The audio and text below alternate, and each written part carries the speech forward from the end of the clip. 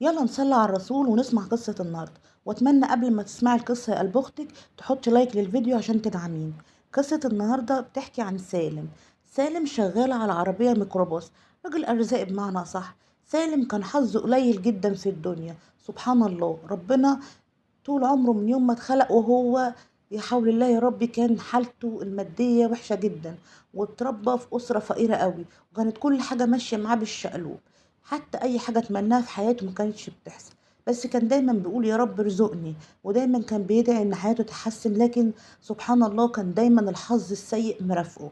وفي يوم بعد ما سلم الميكروباص وهو راجع من شغله الفجر، لقى شنطة كبيرة جنب الحيطة محطوطة. قال بس يبقى أنا كده الدنيا ابتسمت لي، والشنطة دي هتبقى شنطة سعدي. يمكن الحظ ابتسم لي حتى مرة واحدة في حياتي. ولكن للأسف راح على الشنطة وفتحها، لقى فيها جثة. وهنا الحظ السيء بتاعه اشتغل تاني. لأن سبحان الله الناس ممكن تلاقي شنطة تلاقي فيها فلوس، الناس تلاقي شنطة تلاقي فيها حاجة كويسة، وهو يوم ما لقى شنطة لقى فيها جثة. ومن هنا سالم زاد اكتئاب، وبقى يقول انا كده انا منحوس، وانا طول عمري ما هبقى ليا حظ ولا هيبقى ليا اي حاجه في الدنيا. ومن هنا بلغ طبعا المباحث على الشنطه، لان لقى فيها جثه ست وشعرها باين من الشنطه. وهنا اترعب سالم ومبقاش عارف يعمل ايه. ولما بلغ الشرطه وجت الشرطه طبعا خدوه، لان هو اول واحد شاف الشنطه وكان لازم ياخدوا اقواله. قعد يومين سالم في قلب الحبس، وهم بيسألوه الشنطة دي جت ازاي وانت اكيد انت تعرفها. وبدأوا يتهموه هو. فين وفين لما قعد يقول لهم انا جاي من شغلي وانا شغلانتي، عملوا تحريات عليه لقوا ملوش علاقة بالشنطة نهائي. نيجي بقى للشنطة دي بتاعت مين. الشنطة دي اللي لقوها دي كانت في منطقة فاضية جدا، وكانت الشنطة تعتبر شنطة كبيرة لأن الست كان حجمها كبير. لقوا فيها جثة الست دي، وطبعا ابتدوا يدوروا مين صاحبة الجثة دي. وطبعا قعدوا يشوفوا الكاميرات اللي رايحة واللي جاية في الشوارع عشان يعرفوا الكاميرا جايبة مين ومين كانت معاه الشنطة دي. لقوا الشنطة دي كانت ماسكاها ست منتقبة، وحطيتها ما نزلت من العربية مشيت بيها شوية، والكاميرات جايباها وحطيتها جنب الحيطة وسابتها ومشيت. وطبعا الست المنتقبة دي صعب جدا ان هم يعرفوها او يطلعوها، لان هي اكيد مخبية وشها مش هتتعرف. ومن هنا بدأت المباحث والتحريات يكثفوا جهودهم عشان يعرفوا مين دي. وتحولت طبعا الجثة اللي في الشنطة للبحث الجنائي، وهنا بدأ التشريح فيها عشان يعرفوا دي مين. من هنا اتضح ان صاحبة الجثة اسمها هدى، وكانت متجوزة وجوزها اسمه رجب. هدى شخصية كويسة جدا ومحترمة جدا، وكمان شخصية مكافحة، وكانت بتشتغل على باب الله. اللي عايزة تمسح سلم بتروح تمسحه لها، واللي عايزة تروق شقة بتروح تتصل عليها وتروح لها. وكانت بتساعد جوزها على قد ما تقدر. وكانت يعني بتيجي كل يوم من الشغل هلكانة ومش قادرة اصلا تقيم دماغها، والضغط عليها كتير من البيت ومن الشغل. لكن كل ده كانت بترزق، وكانت بتقول انا بقف جنب جوزي عشان المعيشة وعشان الدنيا بقت غالية. وكانت ست طيبة جدا. وده اللي حير رجال المباحث اكتر، ان هي ملهاش عداوة مع حد، وست مكافحة وفي حالها، ملهاش اي علاقة باي حد، ولا علاقتها وحشة مع جوزها ولا مع اي حد حواليها. وهنا بدأوا يعملوا فريق بحث ويشوفوا علاقاتها وايه دنيتها ومين اصحابها ومين ممكن يكون عمل فيها كده. هدى كان ليها واحدة صاحبتها اسمها روشا، وكانت متجوزة واحد اسمه أسامة، مات من سنة تقريبا. بعد ما عرفتهم، يعني بعد ما عرفوا بعض بسنة جوزها مات. وبعد ما عرفوا بعض جوزها مات، بدأت طبعا تتردد عليها هدى وتشوفها من طلباتها وعاوزة ايه ومحتاجة ايه، لأن ديكا كانت متأثرة جدا بموت جوزها. وكانت راشا بتشتغل نفس شغلانة هدى، وكانت بتمسح سلالم وبتعمل أكل للناس، وكانت نفس نظام هدى بالظبط. الاتنين بقوا صحاب قوي وبدأوا يودوا بعض، وبدأوا يروحوا عند بعض، والدنيا كانت كويسة لغاية ما جه أسامة مات. جوز راشا أسامة مات.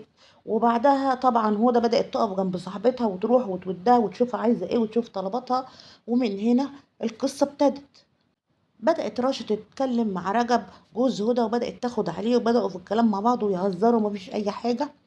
وطبعا هدى ما كانتش بتغير منها، لأن هي عارفة إن دي صاحبتها وزي أختها واقفة جنبها، وما كانت عارفة إن هي نفسيتها تعبانة جدا، وكانت بتحاول تخفف عنها.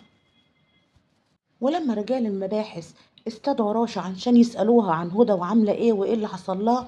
بدأت ان هي راشا تبقى مذهولة جدا وتقول انا مش عارفة هدى ازاي، مين عمل فيها كده؟ واستحالة حد يجيله قلب يعمل فيها كده، دي كانت كويسة جدا وصاحبة جدعة. انا مش عارفة ازاي حد يجيله القلب ممكن يعمل في واحدة زي دي كده.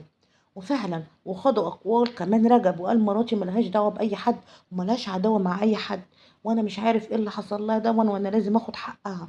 وهنا رجب ما كانش عارف اي حاجة في دنيته ولا فاهم ايه اللي بيحصل حواليه، لكن كان في نقطة محيرة بين رجب وراشا. ايه بقى هي النقطة دي؟ ان رجب وراشا وجوزها أسامة وهدى كانوا هما الأربعة كلهم علاقتهم كويسة ببعض.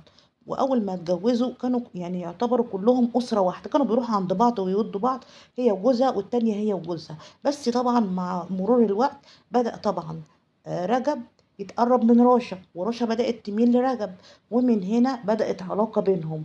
كل ده وهي متجوزة أسامة وهو متجوز هدى، والكلام ده ما كانش حد يعرف عنه أي حاجة.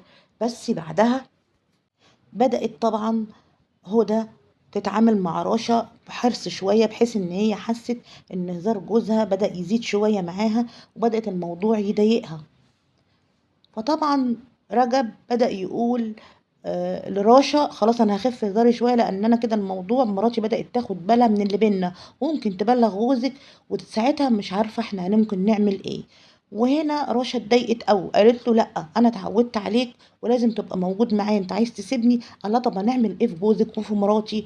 قالت له لا انا ماليش علاقه بحد، انت اتصرف. المهم ان راشا جت في يوم وفكرت وقالت انا لازم اتخلص من جوزي اللي هو اسامه. وطبعا اتصلت برجب وقالت له احنا لازم نتخلص منه عشان يروق لنا الجو، وهدى كده كده مش هتحس بحاجه. ومن هنا جات طبعا راشا عايزة تتخلص من جوزها عشان خاطر تفوق لجوز صاحبتها. بدأت تحط له حاجات مش حلوة في الشاي اللي هو عنده أصلا من القلب، وساعتها قلبه وقف وقالت ده هو كان قلبه تعبان واحنا كنا بنعمل علاقة سوا وقلبه وقف. وفعلا الدكتور صنفها على كده وقال فعلا دي عنده هبوط حاد في الدورة الدموية. وخلاص كده يا هدى، خلاص كده رشا طلعت منها ومفيش أي شبهة جنائية عليها. ومن هنا فضيت لمين؟ فضيت لرجب. بدأت تطالبه كل شوية ان هو يروح لها وكل شوية ان هو يبقى معاها، لكن رجب زهق منها وكان عاوز ينهي العلاقة دي بأي طريقة. ومن هنا ومن هنا هدى بدأت خلاص بقى جوز دي مات، بدأت تحس ان هي برضو تخاف على جوزها شوية وان هي ما بتحاولش ان هي تقربهم من بعض كتير. اما راشا فكانت بالنسبة لها الغيرة كانت غيرة كتيرة جدا، يعني انا اتخلصت من جوزي عشان خاطرك وانت هتفضل مع مراتك وسايبني انا؟ معقول؟ من هنا بدأ فكرها الشيطاني يشتغل وبدأت تدبر مكيدة لصاحبتها.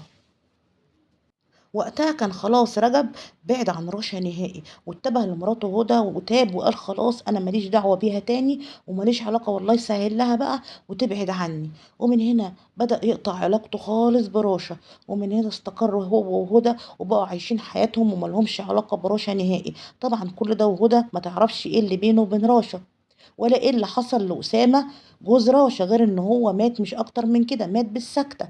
ده كل معلومات هدى عن جوز صاحبتها وعن حادثة موته، لكن ما كانتش تعرف ان جوزها وصاحبتها هم اللي مخططين عشان يقتلوا جوزها اللي هو أسامة.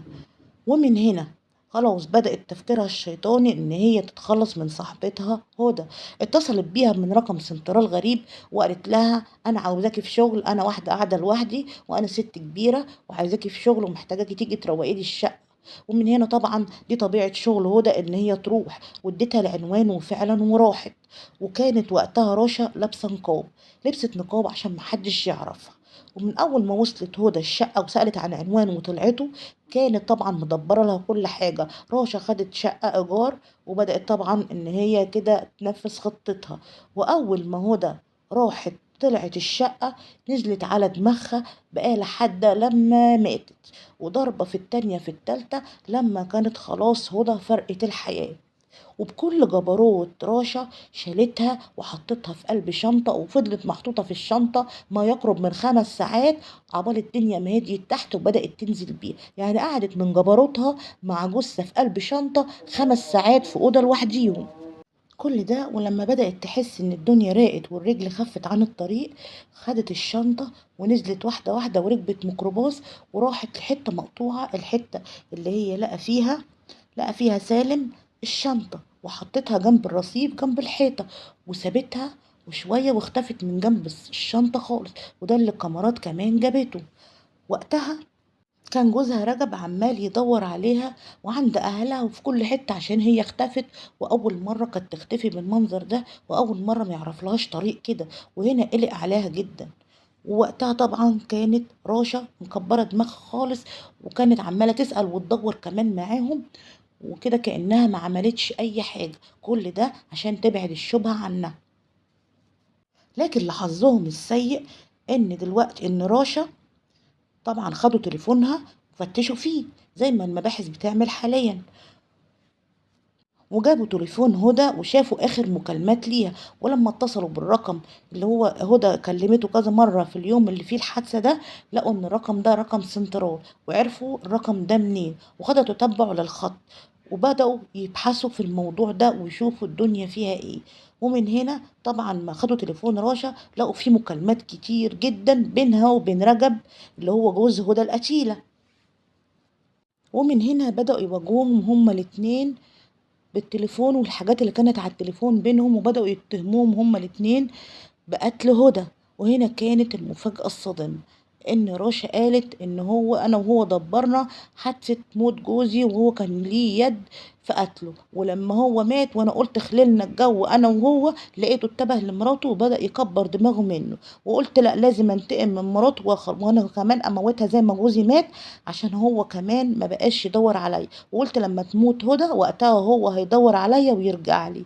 لكن هو ما كانش عنده علم بأي حاجة أنا بعملها، لكن كان عنده علم إن أنا وهو كنا مخططين لموت جوزي، وكان هو الراس المدبر للموت ده، وهو قال لي أعمل إيه. وقتها رجب أنكر وقال لأ أنا ما عملتلهاش حاجة، أنا ما قلتلهاش حاجة، وكل المحادثات عندها على الماسنجر تفتح يشوفوها هي اللي قالت كل حاجة وهي اللي خططت لكل حاجة، وهدى أنا معرفش إن هي ممكن كانت تعمل فيها كده. ومن هنا حبسوهم هما الاتنين، حبسوا رجب وحبسوا راشا، بحيث ان هما دي فتحوا قضية جوزها اللي هو المفروض ميت بقاله سنة، وقضية هدى اللي هما لسه شغالين فيها، وحبسوهم هما الاتنين، واتهموا رجب ان هو دبر لقتل أسامة هو وراشا، واتهموا راشا ان هي دبرت لقتل هدى ونفذت بالفعل، والاتنين اتحاكموا وخدوا أشد عقاب، وربنا خد حق هدى وخد حق أسامة منهم هما الاتنين.